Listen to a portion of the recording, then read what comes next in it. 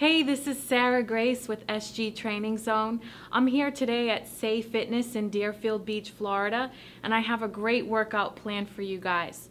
The first thing I want to get into are deadlifts. I'm going to show you the 3 different types of deadlifts that you can do, and they are the Romanian deadlift, the American deadlift, and a stiff-legged deadlift.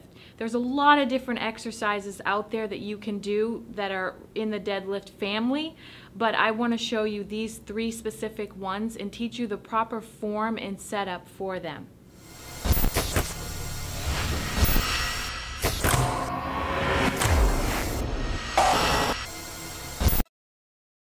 Okay, so the first exercise I want to get into is the RDL, or the Romanian deadlift. So what you're going to do is come up to your bar. With the Romanian deadlift, the bar starts at around hip level. You're going to grab the bar with an alternating grip. That means one hand under, one hand over, and you're going to grab it just outside of hip width. Once you have the bar, you're going to step back.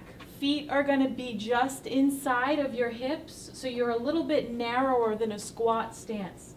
You're going to soften or slightly bend your knees, and then you're going to begin to go forward.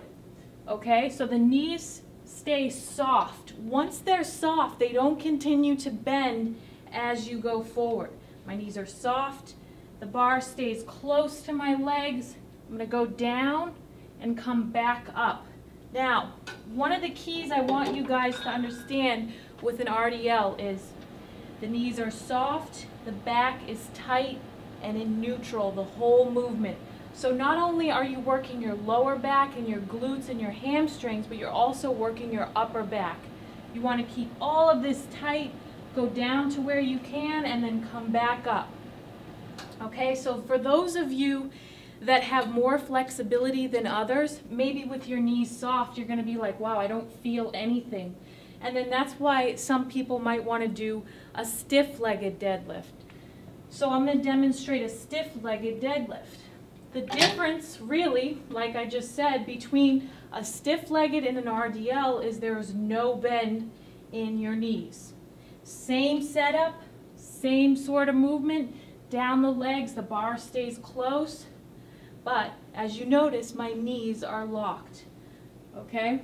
Now, one thing you need to realize with an RDL and a stiff-legged deadlift, there is you're not going to be able to do as much weight as the next type of deadlift that I show you. That's an American deadlift.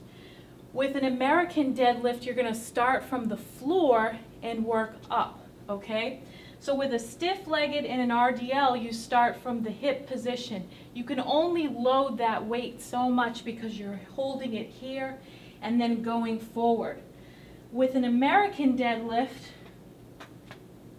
I'm going to start from the floor.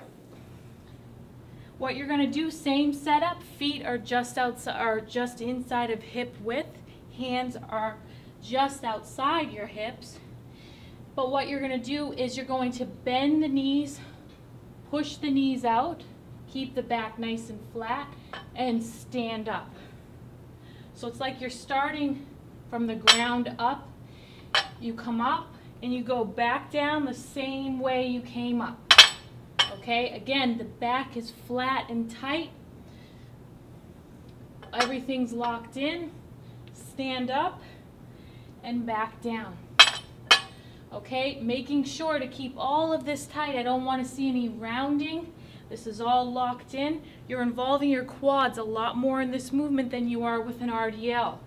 American deadlift involves the quads more. You can typically pull more weight than you can with an RDL.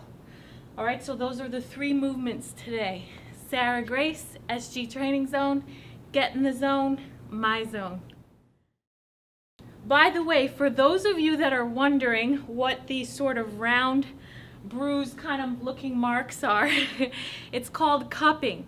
And cupping is an awesome form of sports rehabilitation. So I thought that they might be gone by today, but they're not. So take a look, Google it, cupping. It's the best thing for muscle tightness and soreness. It's not any crazy bruises from my workouts or anything like that.